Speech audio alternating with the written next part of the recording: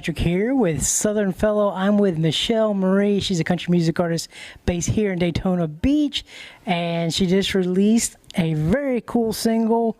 I love it to death. Tell us a little bit about your new project. So the single that I released is called What Money Can't Buy. I actually wrote this song shortly after my journey on American Idol. So I was on American Idol in 2016. It was billed as Fox's farewell season, and then, as we know, it got resurrected by ABC a couple years later. But yeah, I wrote the single coming off of the show, and it was overall an amazing experience. But, you know, with the experience of goodness, there's always going to be like a twinge of negative. And what this song was inspired from is when I was eliminated from the show, one of the producers told me to look into the camera and tell America that I was sorry that I didn't get my family out of the trailer park. And I will never forget the way that that made me feel.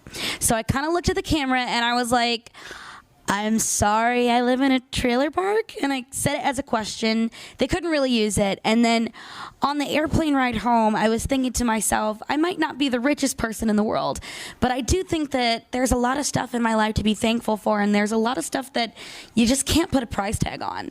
And that's really what I want the song to encompass to people, is that, you know, life might stink right now, and I think for everybody, you know, with the way the economy is, we all are pinching pennies, and it's important to take a step back and not look at the things that we want and wish we had, and take a look at the things that we have that are right in front of us, you know, before it's too late to appreciate them.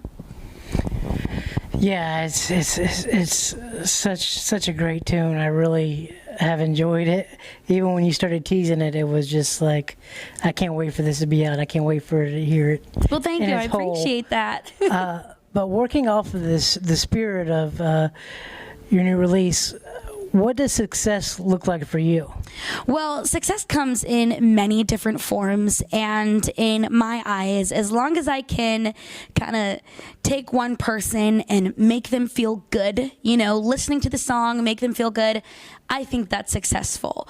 Now, of course, success can also look different to other people. Some people think that success is selling out stadiums and stuff, but I think, you know, you work in baby steps, and my first claim to be successful is just for people to hear the music and for it to resonate with them. That's a good answer. Good answer. Yeah, a lot of people get, you know, one thing that bothers me is I hear a lot of artists say, I want to be Taylor Swift. Right. I definitely don't want to be Taylor Swift, because Taylor Swift is Taylor Swift, and she's awesome. She's irreplaceable, though, so I want to be Michelle Marie. I like it. I love it. I love it. All right, let's pretend that we can travel through time, and you've been doing this for a little bit, but let's go back 5 years. Mm-hmm. If you could go back 5 years and give some advice to the Michelle Marie back then, what advice would you give? Oh my gosh. Not everybody has the best intentions. That is a lesson that I've learned over the 5 years, is that some people might be in your corner, but they're not really in your corner. So a lesson is learning how to not give 100% of myself, like, from the jump, because I'm a very, very loyal person. So if you're there for me, I'm there for you, and I'm there for you before people are there for me. And I've learned, you know, kind of to start not pouring into people's cups who aren't pouring back, if that makes sense. No, that makes good sense. It's kind of a conversation that we've had a couple times. Yeah, for sure. So, yeah, no, I get it. I get it. All right, so let's get back in that same time machine, and let's travel ahead from today about 2 years. Mm-hmm. Where would you like to see yourself in 2 years? In 2 years, I would like to see myself, you know, doing small tours. So, like, you know, traveling around the, you know, Eastern Coast, maybe go out west a little bit too. Just, you know, touring and fully invested in making music the full-time thing. That's good. A little touring, a little, yeah, for sure, out west. I can see you doing well in Texas, maybe Austin. Oh, I would love to go to Texas, like Dallas and Houston and all the Texas areas. Yeah. I feel like I'd have a lot of fun there. And they got Buc-ee's too, which I'm glad Buc-ee's came to Florida, but I know that Buc-ee's originated in Texas, so I feel like, you know, going to Buc-ee's in Texas is going to be like extra cool compared to going to it in Florida. Yeah, it's kind of like barbecue. Everybody says Texas barbecue is the best. Mm-hmm. And I think I do pretty well with barbecue. Yeah. Kind of on the subject of barbecue, here at Southern Fellow, we also do recipes, and we do a lot of food stuff. What's one of your favorite things to eat? Like, what do you crave? I'm a big salmon person. I'm big on seafood, and I love salmon. Salmon is something that I could eat 7 days a week. In a million years, I don't think I would have picked salmon out. So how do you like it cooked? How do you like your salmon prepared? I like it pan-seared, and my dad has this really awesome recipe where he'll take mango nectar and he'll, I don't know, put some magic in it and make it a little bit thicker and make it like a mango glazed sauce. And then he does a really awesome cilantro white rice. And then sometimes we'll cook asparagus with it, and like that, all those flavors encompassed together make a really, really nice meal. My dad is definitely, I would say, my favorite cook. A chef, yeah. Yeah. For sure. The household chef. No, it sounds that way. That sounds incredible. Now I'm getting a little bit hungry. I'll have to invite you over for that salmon someday. I'm craving the salmon for sure. I've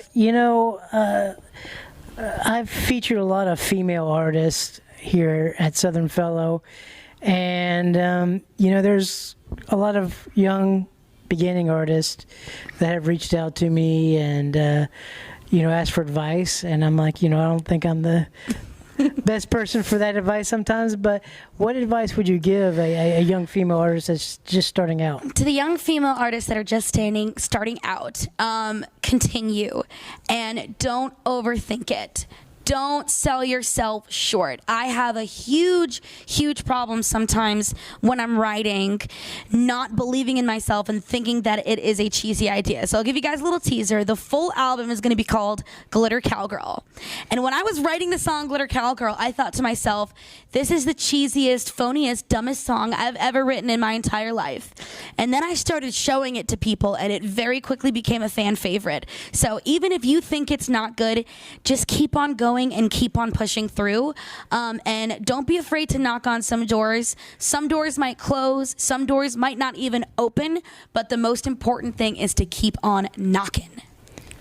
That's good advice, because it is tough. The music industry is extremely you're tough. going to hear the word no 10,000 times before you hear the word yes. And even when you do hear the word yes, it might not be a real yes.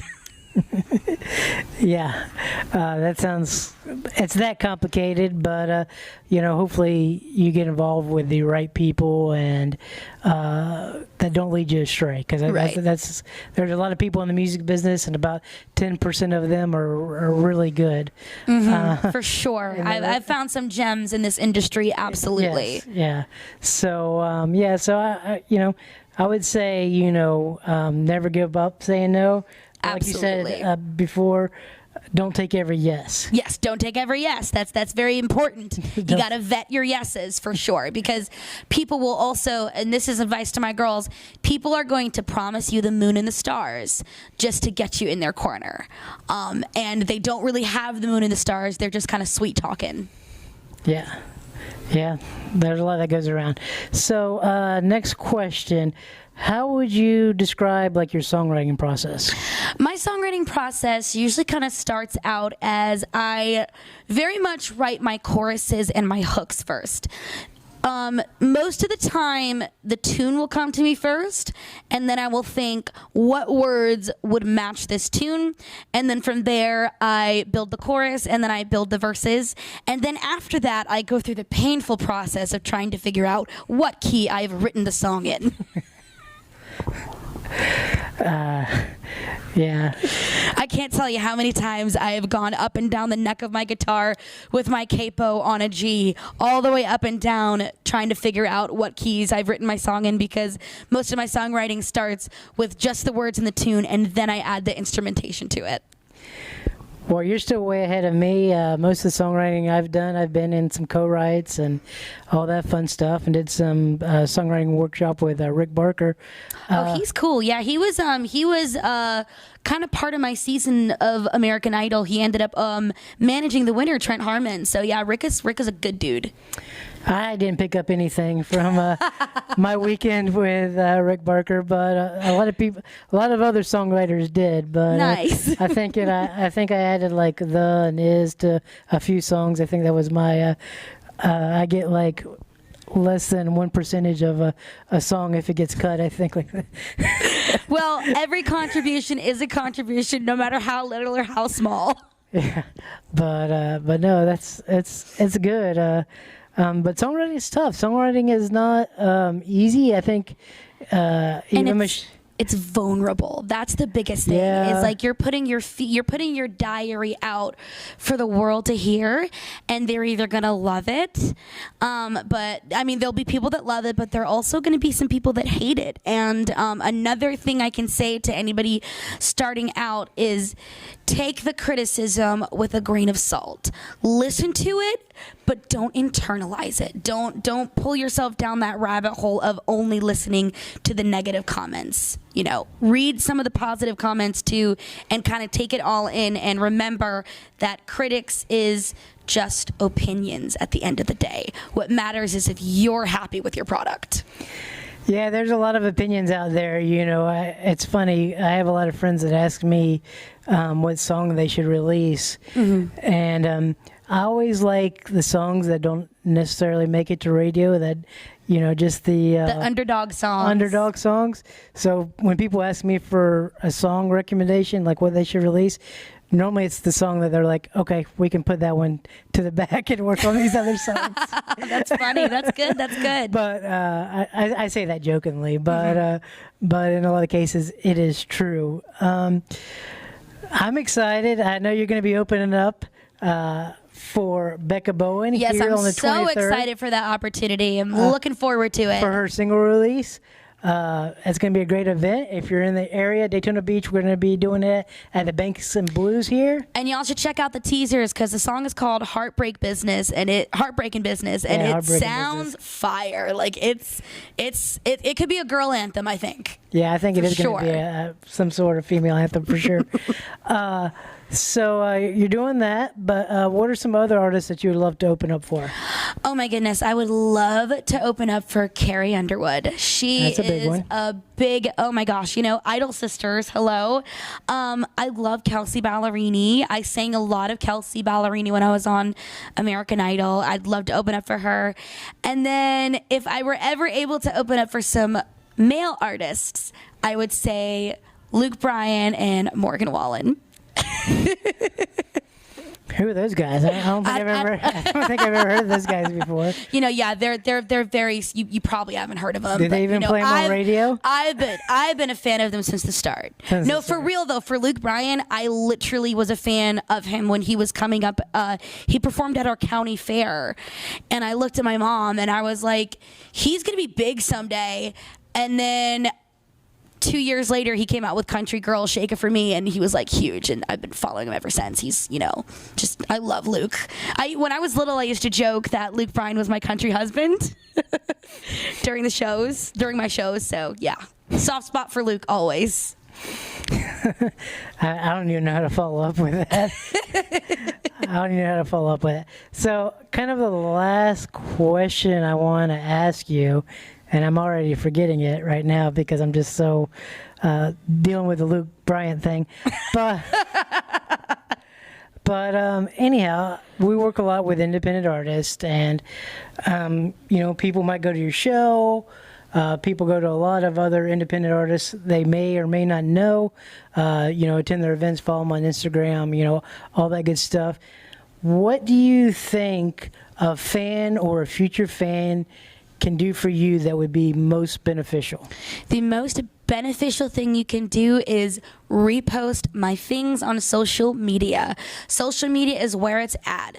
TikTok, Instagram, Facebook, Twitter. I got to get into the Twitter, but all of that good stuff. Anytime I'm posting, the more fans that repost it or the more fans that comment and like and just interact on social media, the more the algorithm is going to boost that post and reward that post, and therefore it'll get suggested to potential new fans. Same thing with when I drop the pre-save links for my upcoming singles. When you pre-save it, the more pre-saves you have, the more likely these streaming services are going to submit that song to a new person to listen to. Some playlists and all yeah, that so fun just stuff. interact. And it's a free way to support. I'm not asking, don't buy my stuff. You don't have to come out and spend thousands of dollars on alcohol on my shows, but just reposting is the best way to support your local artists, and it's free. That's good. You heard it, guys. It's free, easy to do. You're all doing it with your friends anyhow. So And you do it for Beyonce. and you do it for Beyonce. So anyhow, guys, I want to thank you all so much for tuning in to this interview. I want to thank Michelle Marie for being part of And thank you for having me so much. the Southern Fellow family. Please follow her on all your social platforms as well as your favorite music platform. And please follow us at Southern Fellow _ at all those places. And what is your handle? Michelle Marie Music, 2 C's at the end of music. Remember the 2 C's. Michelle Marie Music, 2 C's. All right. Thank y'all, and we'll see you again.